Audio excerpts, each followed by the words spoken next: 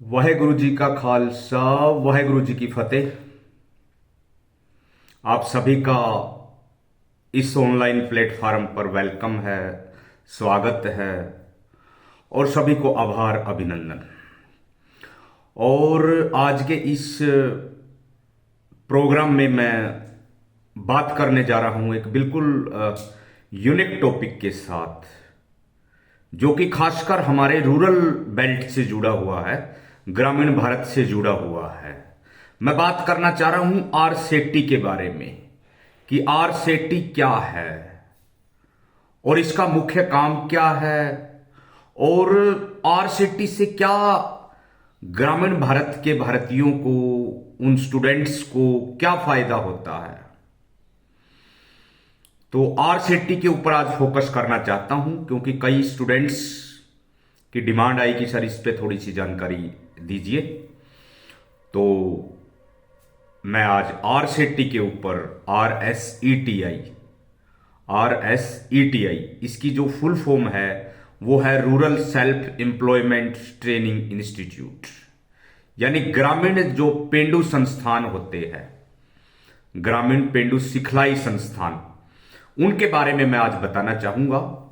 और आरसेटी के बारे में अगर बात की जाए तो आरसेटी एक ऐसा इंस्टीट्यूट है जो एक स्पेसिफिक डिस्ट्रिक्ट में होता है और भारत के लगभग हर जिले में आरसेटी एस्टेब्लिश है।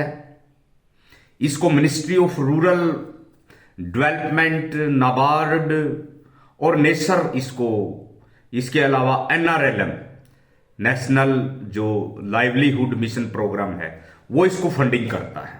तो आरसेटी का जो कार्य है, आरसेटी का जो काम है, वो है आपके कौशल का विकास करना, क्योंकि भारत में बेरोजगारी एक बहुत बड़ी समस्या है, बहुत ज्वलंत मुद्दा है। गवर्नमेंट सेक्टर्स में इतनी जॉब है नहीं। गवर्नमेंट सेक्टर्स भारत के सामाजिक, आर्थिक, राजनीतिक, सांस्कृतिक परिस्थितियों को इतना समझने में कामयाब नहीं रहा और ना ही उनकी आवश्यकताओं की पूर्ति करने में कामयाब रहा है। इसलिए अलग अलग, तो आरसेटी की जो स्थापना की बात करें तो 2009 में श्री वीरेंद्र हेगड़े के द्वारा आरसेटी की स्थापना की गई। और वो बेसिकली बेंगलोर के एक बहुत नामी गिरामी पर्सनैलिटी है, श्री वीरेंद्र हेगड़े। राज्यसभा के सांसद भी रहे और 2009 में उन्होंने पार्लियामेंट से आरसेटी का एक इंडिपेंडेंट एक एक्ट पास कराया और पूरे भारत में इसको लागू किया। आज पूरे भारत के लगभग हर जिले में आरसेटी है, इस बात को समझना पड़ेगा। और भारत के 95% लोगों को इसकी जानकारी नहीं है, वो जानना भी नहीं चाहते, क्योंकि उनका काम चल रहा है। उनकी इच्छा भी नहीं होती कि वो इसको जाने, जबकि ये बहुत बड़ा रोजगार का माध्यम हो सकता है, बहुत बड़ा सामाजिक, राजनीतिक, आर्थिक समानता का साधन हो सकता। तो आरसेटी के अंदर जो फैकल्टीज होते हैं, उनका मेन काम क्या है कि वो कौशल विकास करते हैं, वो आपकी स्किल डेवलपमेंट करते हैं।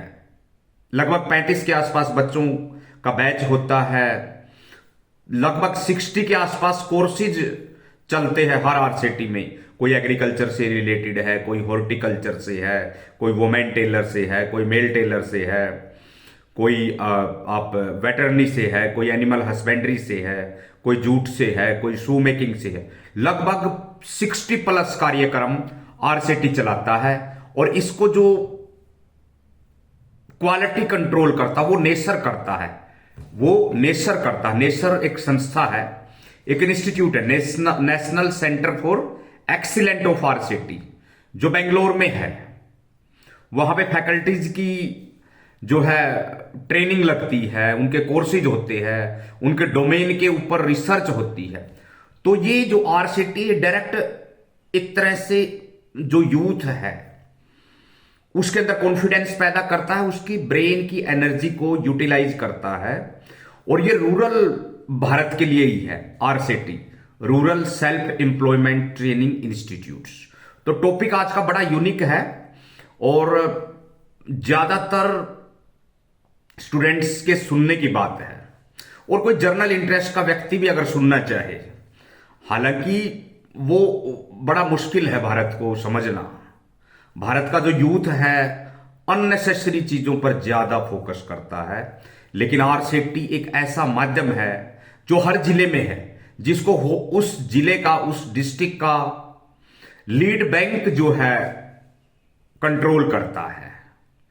सपोज करो फाजिल्का में बनना है तो फाजिल्का में वहां का जो पीएनबी बैंक है वो इसको लीड करेगा, या श्री मुक्तसर साहिब में है तो वहां पे एसबीआई लीड बैंक है, बठिंडा में है एसबीआई लीड बैंक है, फरीदकोट में है जैसे, तो वहां पे जैसे आप पंजाब एंड सिंध बैंक है, तो ऐसे हर जिले का एक एलडीएम होता है, वो इसको कंट्रोल करता है। और आरसेटी का अपना एक डायरेक्टर होता है, 2 फैकल्टी होते हैं, 2 ऑफिस असिस्टेंट होते हैं, एक ऑफिस अटेंडेंट होता है, एक गार्ड होता है, प्लस वो गार्डनर का काम भी करता है। तो इस प्रकार आरसेटी जो है एक बहुत बड़ा बदलाव कर रही है, और इसके लिए मैं सैल्यूट करना चाहूंगा श्री वीरेंद्र हेगड़े जी को, जिन्होंने एक बड़ा यूनिक आइडिया दिया और उसको पार्लियामेंट से एक्ट पास कराया, एक इंडिविजुअल एफर्ट बिल्कुल।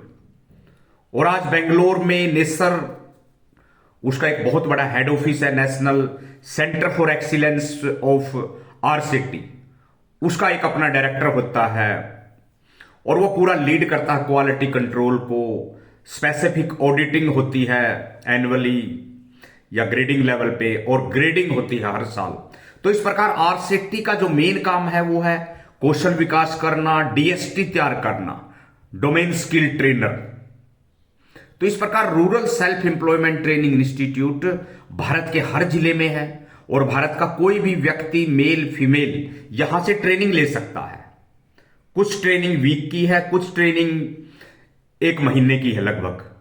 तो उन ट्रेनिंग के बाद उसमें पूरा बदलाव आ सकता है, वो अपना सेल्फ एम्प्लॉयमेंट रोजगार भी लगा सकता है, और उसकी एक ब्रेन की जो डायरेक्शन है वो बिल्कुल मतलब एक सही दिशा में हो जाती है, जो एक अनुशासन में होनी चाहिए। तो इससे मुझे लगता है कि उस बीपीएल कैंडिडेट्स का, क्योंकि ज्यादातर ये बीपीएल कैंडिडेट्स को फोकस करते हैं, रूरल भारत के बच्चों को फोकस करते हैं, और एक मतलब जो बिल्कुल मतलब जो किसी कारणवश एजुकेशन छोड़ गए हैं,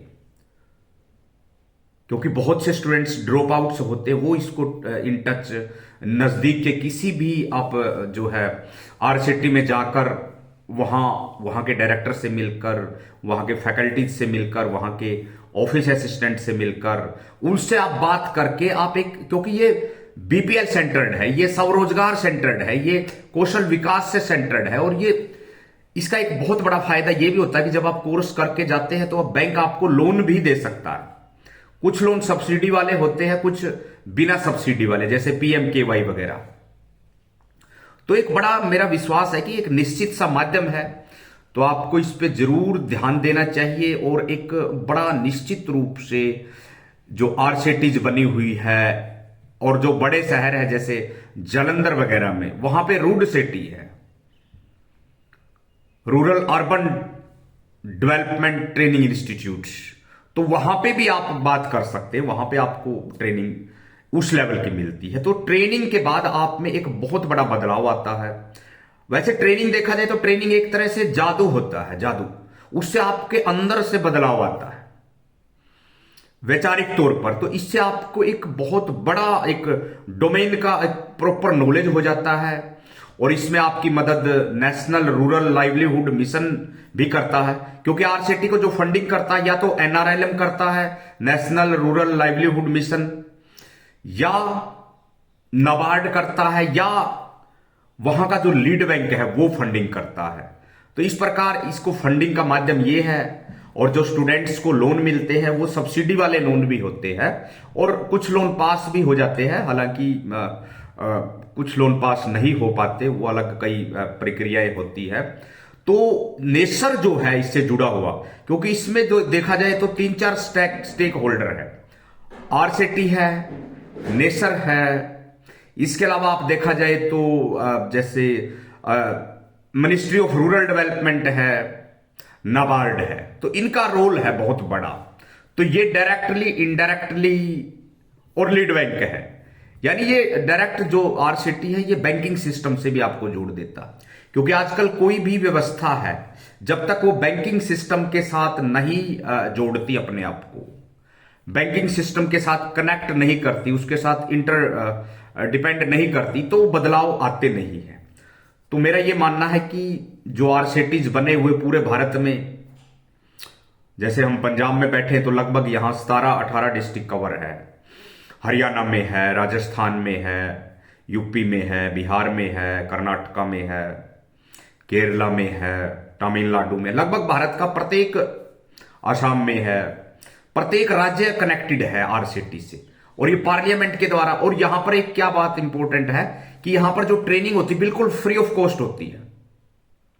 लंच आपको फ्री मिलेगा, 2 बार चाय मिलेगी, और इसके बावजूद आप अगर नाइट में स्टे करना चाहो तो स्पेशल वहां पे जैसे हॉस्टल टाइप व्यवस्था होती है। मतलब ये रेजिडेंशियल होते हैं और आप में बड़ा बदलाव आता है।